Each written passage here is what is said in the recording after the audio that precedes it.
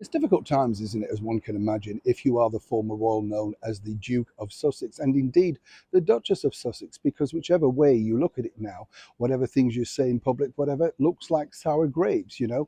You get offered things and you turn it down, seemingly because it doesn't fit necessarily your story, your truth, your narrative, whatever you want to call it. We told you, see, the other day about how, very graciously, I believe at least, His Majesty the King, King Charles III, alongside Queen Camilla, had been very nice in offering an opportunity to attend the King's official birthday, which is Trooping the Colour. It's a spectacular historical event which goes back way back, right through to the 17th century, when it was decided that at that particular time that reigning monarch didn't really have the right month for a celebration of his birthday. So they decided to move it to the more palatable summertime. Very clever idea if we all could do the same, don't you think? When you look at it, because those who are born in darker months don't necessarily have the chance for a barbecue or a sit out drinks late into the night. I'm just leaving that there.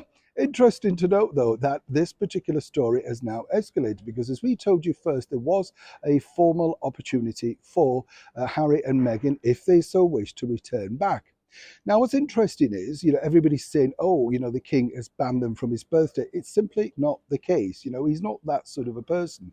One might suggest he has a lot of patience, simply because who on earth would wish to have them back? I mean, the bottom line is, no doubt all the focus would be on them, etc. But if, the king is nothing but forgiving. But the true story is this, and I guess ever we have to say, according to a very well-placed source, Harry and Meghan wouldn't be averse to returning back to Trooping the Colour.